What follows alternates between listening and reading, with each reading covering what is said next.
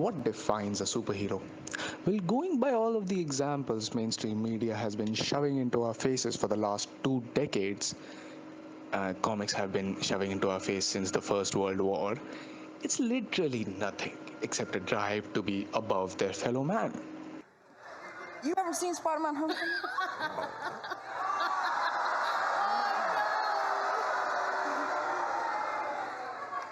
I haven't seen the Falcon. Oh no, there isn't one. Sorry. By which measures, the MCU is clearly a real life superhero. But let's make things a little bit simpler and just go with the definition that you should have a superpower. What then would the MCU superpower be? Truly a feat that none other than the MCU can manage. Does the MCU go whoosh in the night and make criminals submissive and breedable? Does it put on spandex and leave gold coins under the pillows of sleeping 9-year-olds?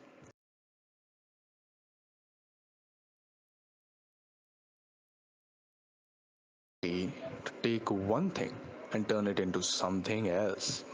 Uh, an IRL philosopher's stone. The MCU has the superpower of making anything mediocre. The extended universe concept itself is probably the greatest restriction storytellers or performers could have on themselves. Of course, comics are able to circumvent this by simply not giving a shit. But the MCU has somehow fused the greatest restriction on storytelling with the greatest restriction due to this unholy, unsubstantiated, unpreposterous, and unshady duty on filmmakers. Disney! And marriage, the MCU was born. A gluttonous juggernaut eating up the most amazing things in Hollywood and never pooping them out. Capturing them in the purgatory of constantly making movies with stories so repetitive it feels like the entire world is trapped in the Doctor Strange and Dormammu time loop. Dormammu! I've come to bargain! Dormammu! Dormammu! Dormammu! It's a separate kind of storytelling where the people making the stories have the least control over the characters and the worlds. And thus, we end up with a machine which is constantly hiring the top talent that Hollywood has to offer in every single role, from actors to directors, and giving them the bare minimum creative room to make a story and fuck off. And on top of that, it's all done by Disney. The MCU has taken the greatest stories from the second greatest comic book company and forced them into Disney's trademark style, which ensures the story can do nothing except sell merch. I'm sorry, I enjoyed the last two Avengers movies too, but not when I compared them to the big events in the actual comics. These are stories made lovingly by people who are the exact opposite of the people running the MCU. They tell stories just to tell those stories. It was impossible for the situation to work out, but it did because of the MCU's amazing superpower of making everything mediocre. And boy, it didn't just work out. It manufactured history's largest money printing machine. You just need to look at the many stars in the huge roster of MCU.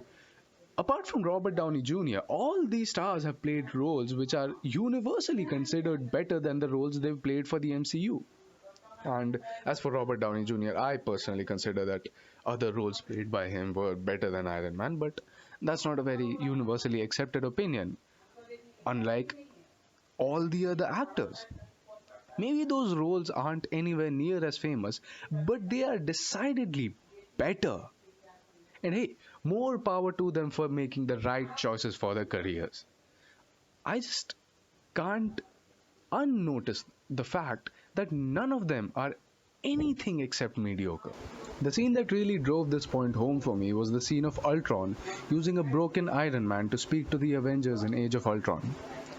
Going into stuff like interviews and so forth, it's obvious that this scene was a big deal because even the cast was hyped up for it.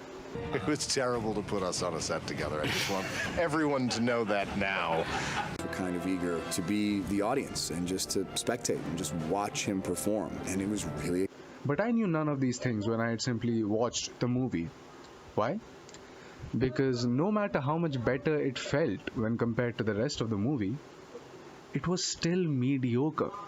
It was still something that happened on a screen in front of us and left absolutely no deeper feeling on our minds. And no, it wasn't obligated to be something amazing. I mean, it's a 4 minute long scene in a fucking movie.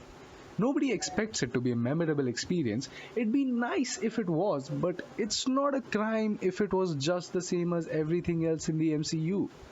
Mediocre. There's nothing special about this. Well, the reason I'm focusing so much on the scene is because of something that happened a few years after I watched Age of Ultron.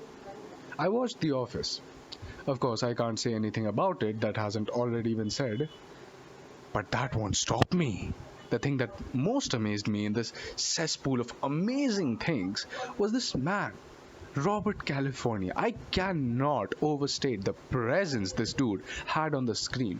His whole vibe of a father figure plus sexual predator was something I had never seen outside of extremely well written novels. A performance so phenomenal that I was forced to Google who this actor was, which was how I noticed this.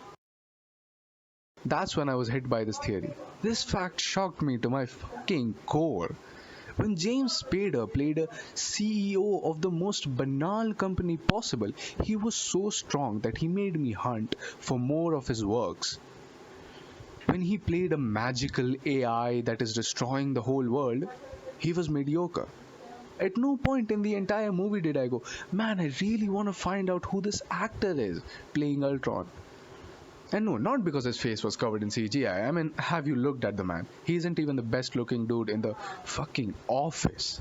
And yeah, his role as Ultron wasn't his worst. Young Spader wasn't the best at doing anything on camera except, well, having sex. His work as Ultron was just the most perfectly mediocre. And this was the point where I noticed the pattern of amazing things that had become mediocre by going through the MCU machine. The MCU has taken the greatest stories from the second greatest comic book company and forced them somehow into Disney's trademark style, which ensures that the story can do nothing except sell merch. I'm sorry, I enjoyed the last two Avengers movie too, but not when I compared them to the big events in the actual comics.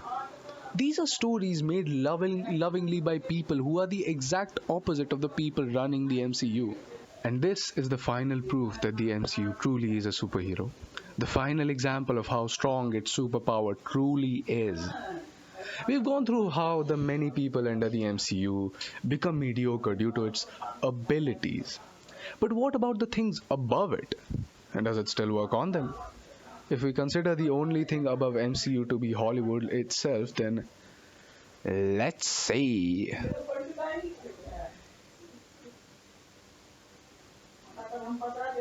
You can't make an easy to use money printing machine without making everyone jealous, can you? Well, I hope you can now see how the MCU is an amazing superhero, and you will use this knowledge to do further research into the superheroes of the real world. I also hope you will now realize that we should do whatever we can to never make it angry, or else it might go rogue or some shit. And let's go deeper in this line of questioning someday, guys. What are the true extent of its powers? We know that it can make below mediocre things mediocre too because of Shang-Chi. My god, I've never finished a single comic of this boring character. But what happens when something exactly mediocre goes through the MCU mill?